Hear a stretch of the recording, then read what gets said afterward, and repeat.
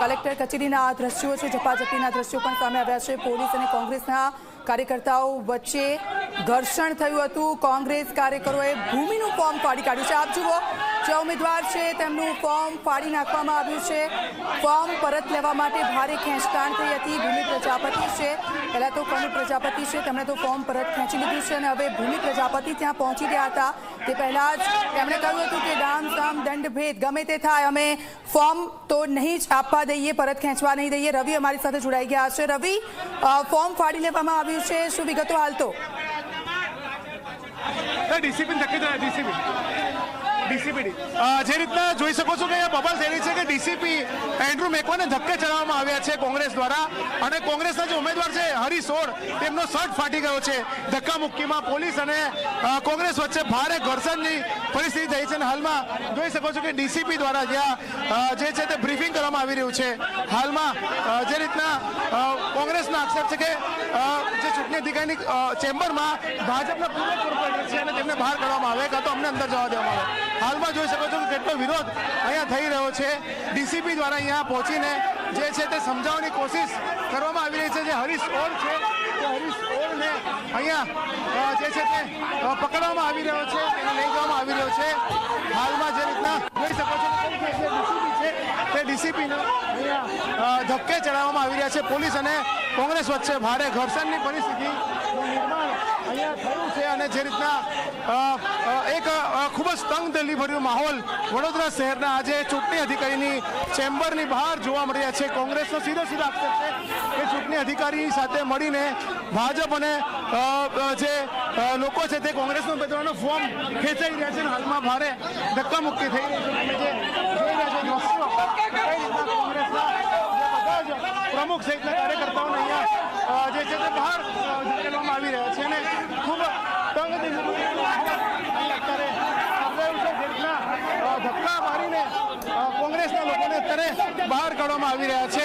ખુદ DCP Andrew Macwan અહીંયા જોડાયા છે અને તેમને આખી આ જે ઘટનાની કમાન છે તે કમાન સંભાળી છે અને અત્યારે તમામ જે લોકો છે તેમને બહાર ધકેલવામાં આવ્યા છે। જે બાયણું છે, જે જારી છે તેને બંધ કરવામાં આવી રહી છે પોલીસ દ્વારા તમામ લોકોને બહાર કાઢીને, અને અત્યારે જે કહી શકાય કે ભારે ઘર્ષણ પોલીસ અને કોંગ્રેસ વચ્ચે જોવા મળી રહ્યું છે।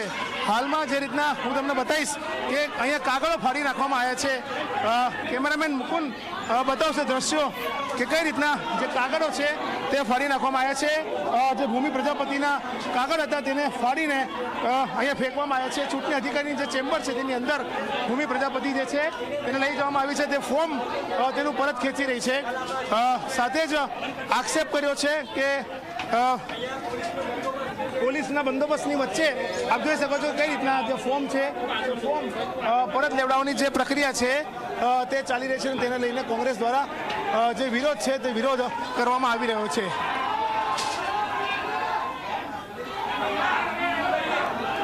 તો આ દ્રશ્યો વડોદરાના અમે આપને બતાવી રહ્યા છે અને જે સ્થિતિ સર્જાય છે, ભૂમિ પ્રજાપતિ છે તેમને અંદર લઈ જવામાં આવ્યા છે। છતાં પણ કોંગ્રેસનો એક જ આક્ષેપ છે કે જોડો તોડોની રાજનીતિ જે શરૂ થઈ છે, તેમને ધમકાવવામાં આવ્યા છે, તેમને દબાણ છે, તેમને પૈસા આપવામાં આવ્યા છે અને ફોર્મ પરત લેવડાવવામાં આવી રહ્યું છે। ત્યારે આ વડોદરાના દ્રશ્યો છે મામલતદાર કચેરી ખાતે જે હાઈ વોલ્ટેજ ડ્રામા સર્જાયો છે। ડીસીપી ખુદ ત્યાં પહોંચ્યા છે, પરંતુ આ મામલો હજી થાળે નથી પડી રહ્યો। કોંગ્રેસ હજી પણ અડગ છે અને તેઓ વિરોધ કરી રહ્યા છે। ભૂમિ પ્રજાપતિ અંદર પહોંચી ચૂક્યા છે, ઉમેદવાર છે અને તેમનું જ ફોર્મ પરત ખેંચવાનું હતું અને તેને જ લઈને એક સાંકળ બનાવવામાં આવી હતી કોંગ્રેસ તરફથી અને કોંગ્રેસે ફોર્મ પણ ફાડી કાઢ્યું છે અને તેમ છતાં પણ હજી પણ વિરોધ હાઈ વોલ્ટેજ ડ્રામા છેલ્લી ઘડીએ આજે ફોર્મ પરત ખેંચવાનો છેલ્લો દિવસ છે અને થોડોક જ સમય બાકી છે હવે, ત્યારે કંઈ પણ થઈ જાય અમે ફોર્મ તો પરત નહીં જ ખેંચવા દઈએ, પરંતુ તેમ છતાં પણ ભૂમિ પ્રજાપતિ અંદર પહોંચી ચૂક્યા છે।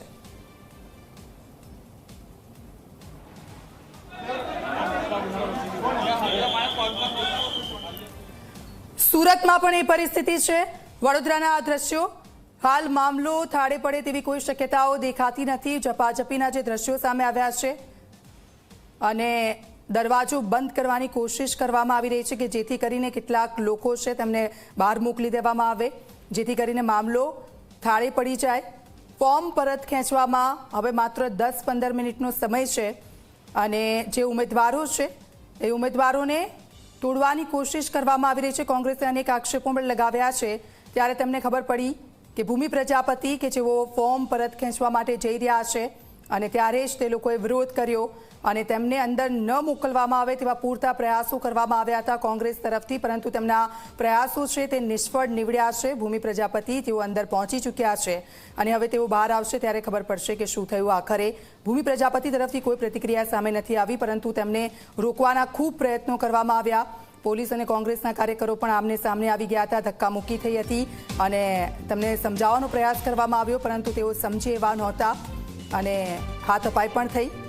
આ બંને દ્રશ્યો મેં આપને બતાવી રહ્યા છે. વડોદરા કોંગ્રેસને વધુ એક મોટો ઝટકો. કનુ પ્રજાપતિ બાદ હવે ભૂમિ પ્રજાપતિએ ખેલ કર્યો છે અને એ જ ભૂમિ પ્રજાપતિ છે તેમને રોકવાના ખૂબ પ્રયત્નો કરવામાં આવ્યા, પરંતુ તે નિષ્ફળ નીવડ્યા. આ અમારો ઓબીસી નો ઉમેદવાર છે અને તેના ઘેરે જઈને જબરજસ્તીથી આ લોકો ફોર્મ ખેંચાવી રહ્યા છે. અમારા કાર્યકર્તા અહીંયા જતા અને એને બોની પટેલ માટે અમને ફોન આવ્યો કે બોની પટેલને જે અમારા કોંગ્રેસના ઉમેદવારને ઉચકી લીધું છે અને ભાજપના દલાલો છે.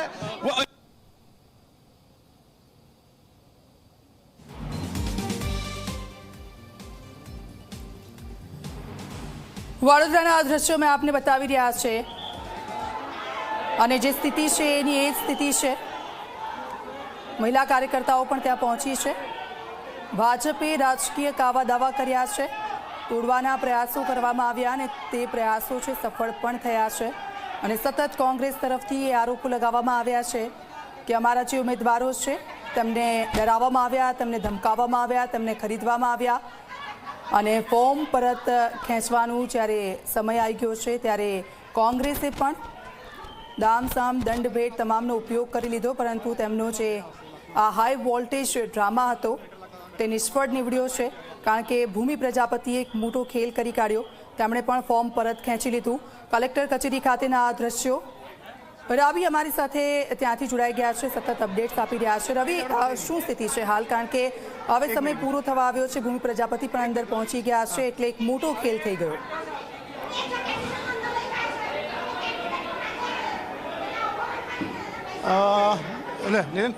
બિલકુલ વાત કરવામાં આવે તો ખૂબ અહીંયા તંગદિલી ભર્યો માહોલ જે ચૂંટણી અધિકારીની કચેરી છે ત્યાં છે. જે બેન છે કોંગ્રેસના, તેમની સાથે વાત કરીશું. શું કહેશો પાર્વતીબેન, કેમ બધા વિરોધ કરી રહ્યા છો અને બધા પોલીસે બધાને ખદેડી રહ્યા છે? પોલીસ પણ એ લોકોને મળેલી છે. બીજેપી વાળાઓને ખબર પડી ગઈ છે કે હવે કોંગ્રેસ વાળા જીતવાના છે, કોંગ્રેસનું બોર્ડ બેસવાનું છે, એટલે એ લોકોને ખબર પડી ગઈ છે. તમે જો વોર્ડ નંબર 8 માંથી બધાને ધારાસભ્ય સહિત બગાડ્યા છે, 10 માંથી પણ અવનીશ ટેમ્પાડાની વિરોધ ચાલે છે અને 12 માંથી પણ આખી પેનલને બગાડી છે. એટલે આ લોકોને ખબર પડી ગઈ છે કે હવે અમારું ચાલવાનું નથી, કેમ કે સીધી રીતે કામ કર્યા નથી અને બાકી રીતે સામ દામ દંડભેદ કરીને બધું કરી રહ્યા છે. ઉમેદવાર કેમ ફોર્મ પરત ખેંચી રહ્યા છે? તો જે બેન છે તેમને જે છે તે કોંગ્રેસના કાર્યકર્તા છે, ઊભા છે અને હાલમાં જે જોઈન્ટ પોલીસ કમિશનર જે છે તેઓ પણ અહીંયા આવ્યા છે અને તેમને ખદેડી રહ્યા છે. આપ જોઈ શકો છો કે આજે જારી છે લોખંડની, તેનો જારી તૂટી ગઈ છે. સાથે આ લિફ્ટ છે તે લિફ્ટ બતાવવાની કોશિશ કરીશ કે લિફ્ટ પણ તૂટી ગઈ છે અને ફાયર બ્રિગેડની ટીમ આવીને તેના લિફ્ટને આખી કોર્ડન કરી છે, કારણ કે કોઈ દુર્ઘટના ન સર્જાય તે માટે ફાયર બ્રિગેડ અહીંયા સજ્જ થઈને દેખાઈ રહી છે. અને હાલમાં જે રીતના દ્રશ્યો છે આ દ્રશ્યો સમા મામલતદાર કચેરી છે કે જ્યાં ચૂંટણી અધિકારીની ઓફિસ આવેલી છે વોર્ડ નંબર 2 ને લઈને, અને ખૂબ ભારે તંગદિલી, ખૂબ ભારે કહી શકાય કે પરિસ્થિતિનું નિર્માણ થયું છે. જે ચપ્પલ છે, બૂટ છે, હું તમને બતાવીશ કે આ બૂટ તમે જે જોઈ શકો છો. નિકુલભાઈ પટેલ આવ્યા છે કે જેઓ વોર્ડ 1ના કોંગ્રેસના ઉમેદવાર છે. નિકુલભાઈ સાથે આપણે વાત કરવાનો પ્રયાસ કરીશું. નિકુલભાઈ, શું કહેશો? વડોદરા મહાનગર સેવા સમિતિની ચૂંટણીમાં જે રીતના હું તમને ચોક્કસ નીચે જઈને બતાવવાની કોશિશ કરીશ કે કોંગ્રેસની જે અત્યારે ખસેડવામાં આવી રહ્યા છે કોંગ્રેસના તમામ કાર્યકર્તાઓને પોલીસ દ્વારા, તે દ્રશ્યો પણ હું બતાવવાની કોશિશ કરીશ, કારણ કે ભારે બવાલ પોલીસ અને કોંગ્રેસ વચ્ચે અહીંયા વડોદરા શહેરના મામલતદાર ઓફિસમાં થઈ છે.